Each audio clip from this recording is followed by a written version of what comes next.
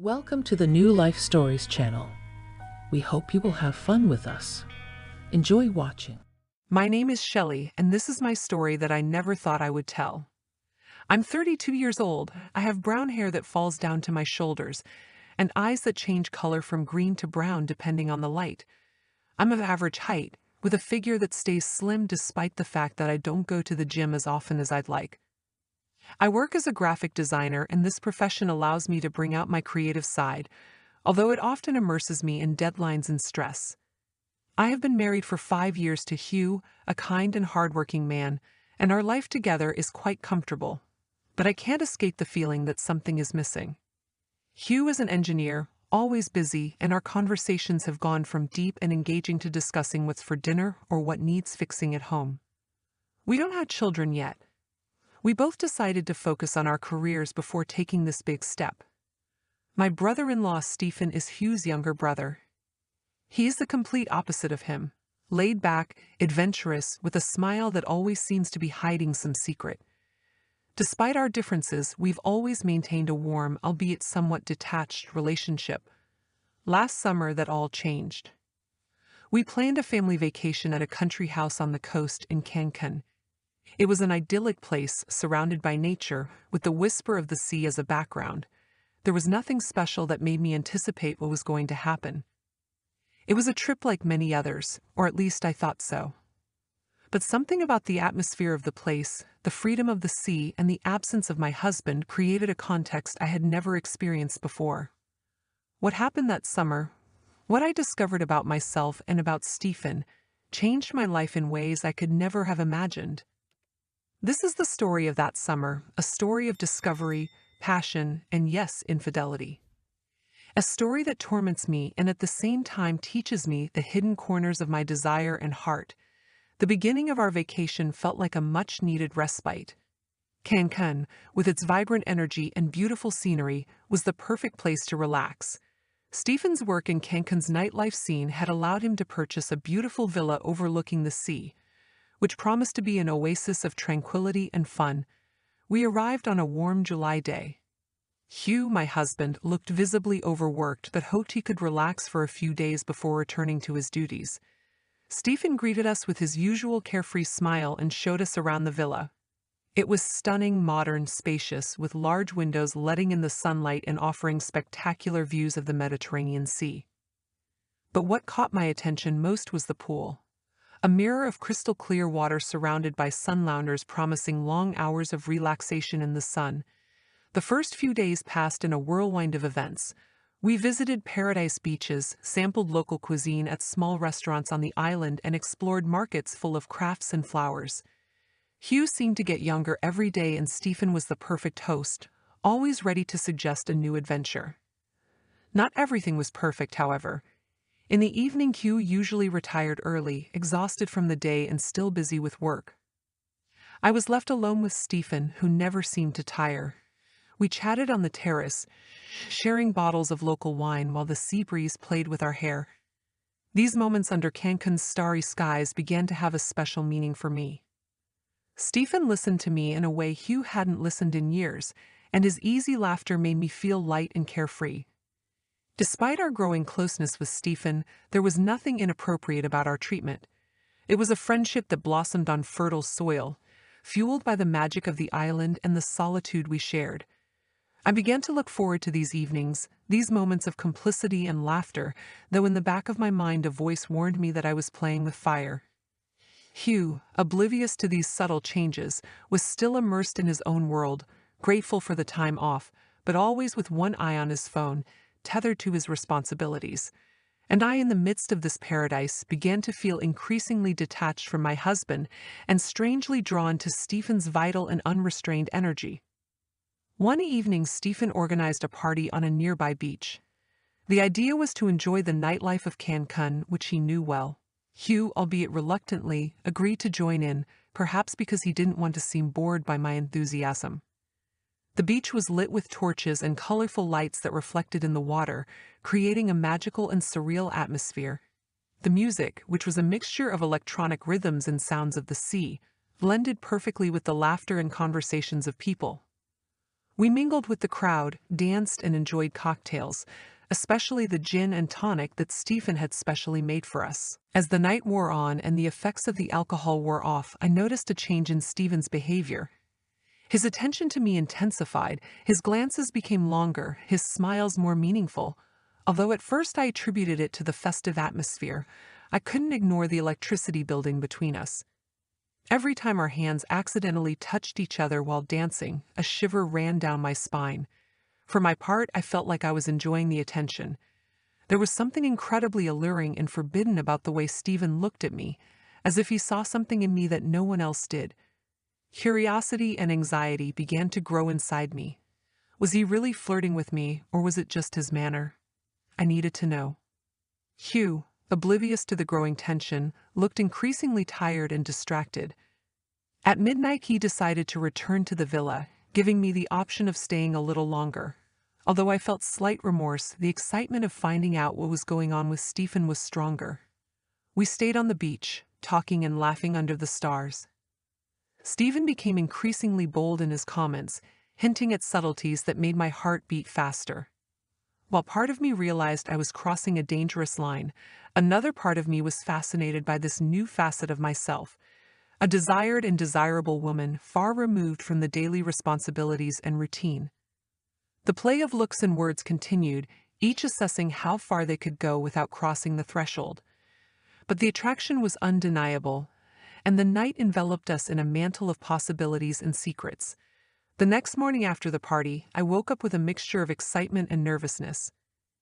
Sunlight streamed through the curtains, heralding another glorious day in Cancun. Hugh, suffering from a hangover, was less enthusiastic, dragging himself out of bed with obvious fatigue.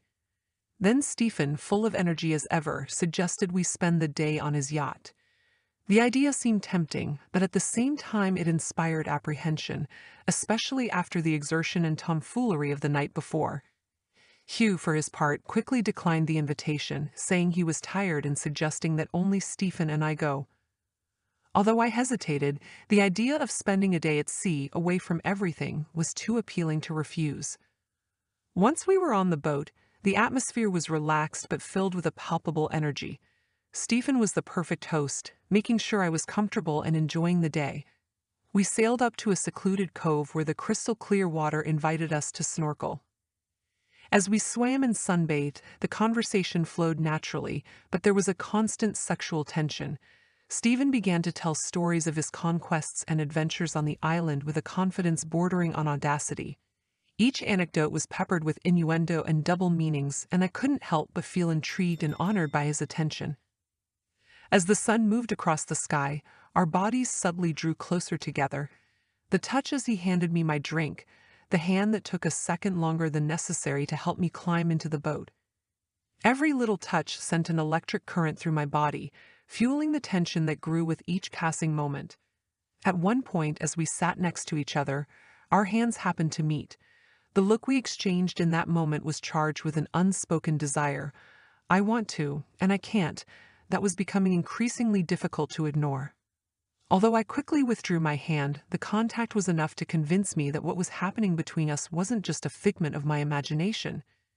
The atmosphere on the ship became more tense.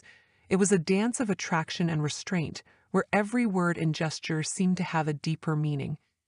Yet despite the growing tension, we both maintained a facade of normality, realizing that crossing that line would change everything irrevocably. The day ended with laughter and good cheer, but nothing more happened. On one of those hot summer nights in Cancun, when the air seems to vibrate with its own energy, I slept restlessly next to Hugh, my mind tossing between dreams and forbidden thoughts. I awoke thirsty. The heat and anxiety had made my throat dry. Slipping silently out of bed, I walked to the kitchen for a drink of water. The house was quiet. It was plunged into darkness, with only the soft glow of the moon lighting the way.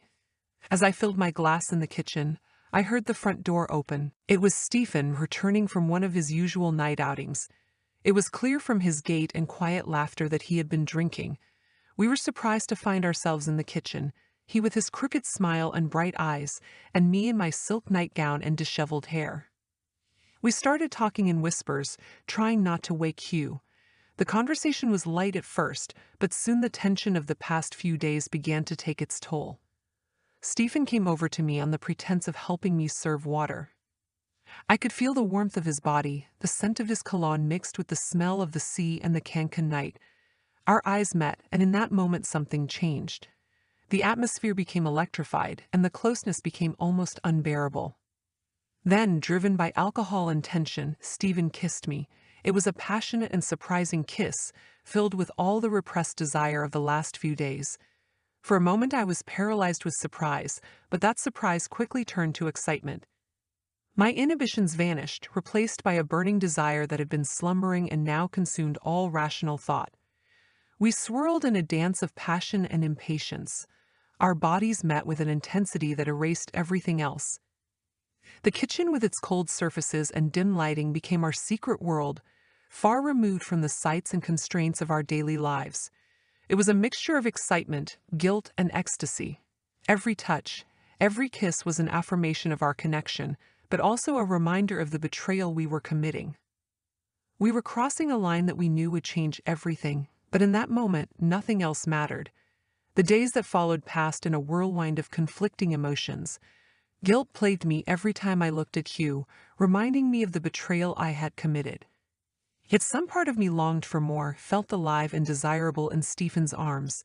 The tension between me and my brother-in-law was palpable. The play of glances and unspoken words was woven into the daily routine. Each chance encounter in the villa was a mixture of desire and regret, a dangerous dance we played on the verge of revelation. Hugh, oblivious to this inner storm, remained the same, though I noticed that some of the joy of the first few days of vacation had disappeared.